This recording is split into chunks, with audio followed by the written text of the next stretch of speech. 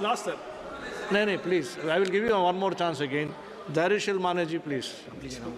धन्यवाद अध्यक्ष महोदय।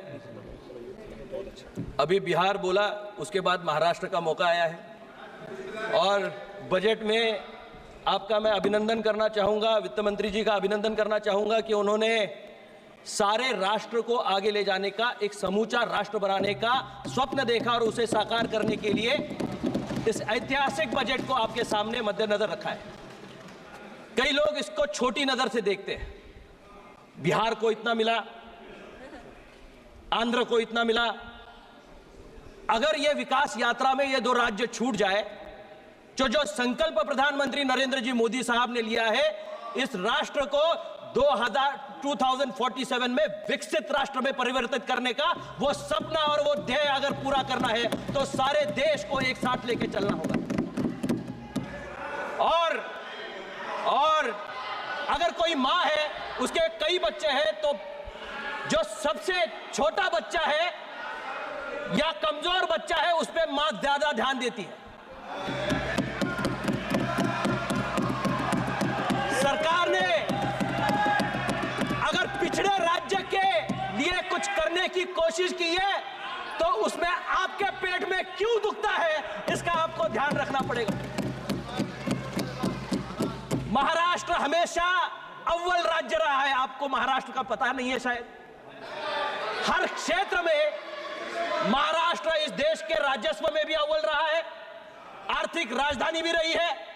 महाराष्ट्र ने हमेशा ही राष्ट्र की उन्नति का काम किया है, कभी उसको पीछे खींचने का काम नहीं किया। और इस बार भी राष्ट्र को आगे बढ़ाने के लिए महाराष्ट्र कंधे से कंधा मिलाकर केंद्र सरकार के साथ महाराष्ट्र राज्य की सरकार खड़ी है। मैं कुछ आंकड़े संसद के सामने देना चाहूंगा। सिर्फ बजट पे आप ध्यान दे रहे हैं, बजट से पूर्व क्या मिला है महाराष्ट्र राज्य को, उसकी तरफ आपका ध्यान आकर्षित करना चाहूंगा। महाराष्ट्र राज्य को 76,000 करोड़ रुपए का पोर्ट बजट होने से। श्री माने जी, एक second. Honorable members, it is 6 o'clock right now and I have a long list of speakers. If House allows, I extend the time of the House till 8 p.m. Thank you very much. Please continue, Mr. Mane. सारे consensus के साथ वापस सभागृह 8 बजे तक चलने वाला है। बजट पे चर्चा करने वाले में बहुत नए सांसद हैं जिन्होंने पहली बार संसद में पैर रखा है। मैं उन सभी का अभिनंदन भी करना चाहूँगा कि आप एक सबसे बड़े लोकतंत्र का हिस्सा इस माध्यम से बने हो। मैं अपनी क्षेत्र की जनता का भी आभार प्रकट करना चाहूँगा कि उन्होंने दूसरी बार यह मौका दिया है कि उनकी बात मैं यहाँ संसद में रख पाऊँ। लेकिन सर, एक खेद भी है, मैं पहली बार जब संसद में चुन के आया था, एक क्वालिटी एटमॉस्फेयर था। आज विपक्ष के वरिष्ठ नेता जिस तरह से वर्तन ये सभागृह में कर रहे हैं, जिस तरह से बात रख रहे हैं, उस ओर से आके यहां बैठने की कोशिश कर रहे हैं। यहां आके बैठने के लिए जनता से चुन के आना पड़ता है, ऐसे ही आके ट्रेजरी बेंच में नहीं बैठ सकते। लेकिन ये दुर्भाग्यपूर्ण है कि इस डेकोरम को मेंटेन करने के लिए वरिष्ठ नेताओं को भी सोचना पड़ेगा कि क्या उदाहरण आप यहां संसद में रख रहे हो। निश्चित रूप से I am not yielding at all, I am not yielding.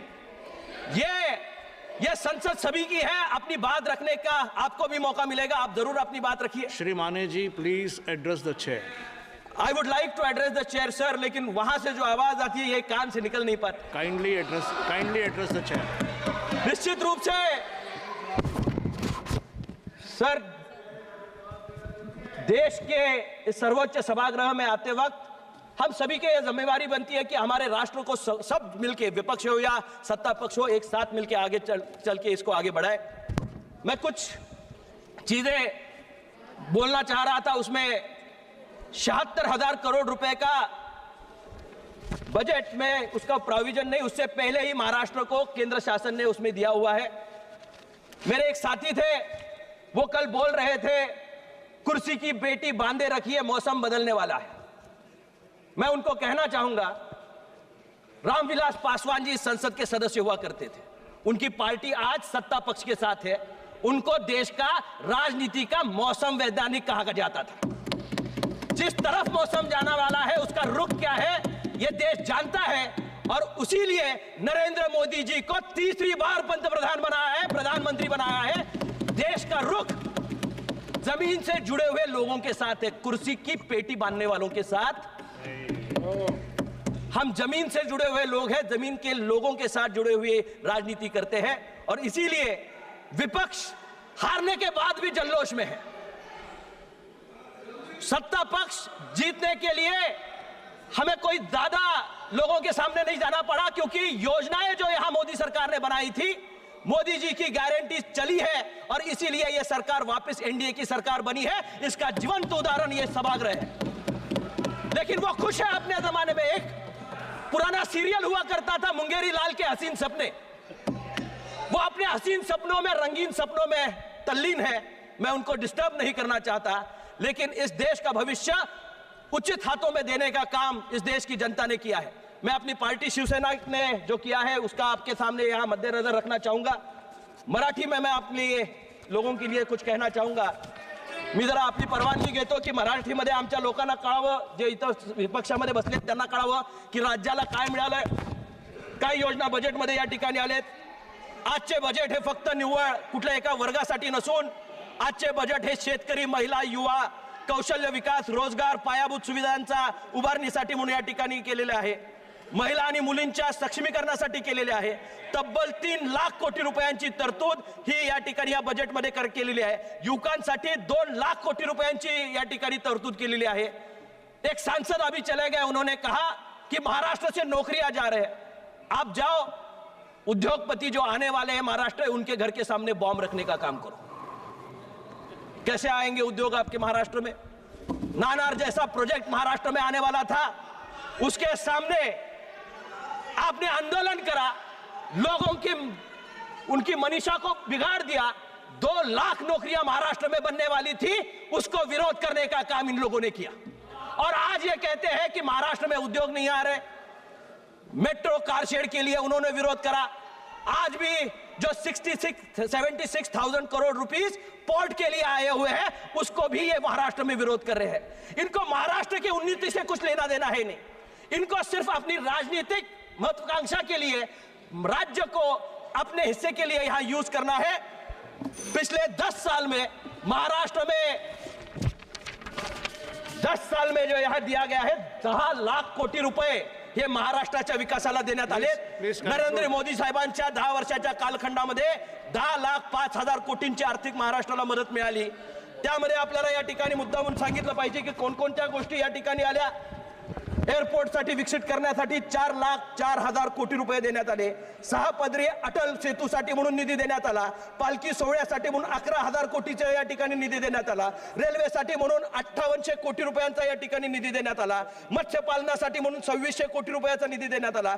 महाराष्ट्राच्या साखर कारखानदारीसाठी म्हणून 10,000 कोटीचं पॅकेज हे महाराष्ट्र शासनाला या ठिकाणी देण्यात आलं।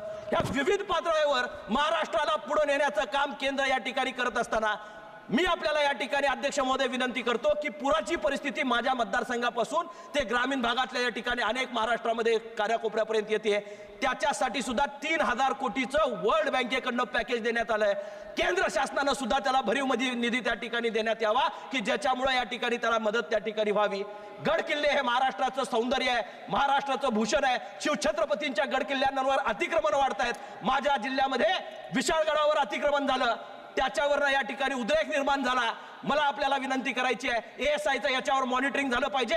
एकाही गड किल्ल्यावर अतिक्रमण होता कामा नये, झालेली अतिक्रमण निघाली पाहिजेत। याच्यासाठी केंद्र सरकारनं या ठिकाणी लक्ष घालावं आणि महाराष्ट्राच्या विकासाला यापूर्वीही नरेंद्र मोदी सरकारने बळ दिलंय, या पुढच्या काळामध्येही एकनाथ शिंदे आणि नरेंद्र मोदी साहेबांच्या नेतृत्वाखालील महाराष्ट्रामधलं सरकार हे अतिशय चांगल्या पद्धतीनं काम करतं आणि याच्या पुढच्या काळामध्ये सुद्धा राष्ट्र निर्मितीच्या काळामध्ये महाराष्ट्राचं योगदान तसंच राहील। एवढ्या शब्दांसह मी माझ्या शब्दांना विराम देतो।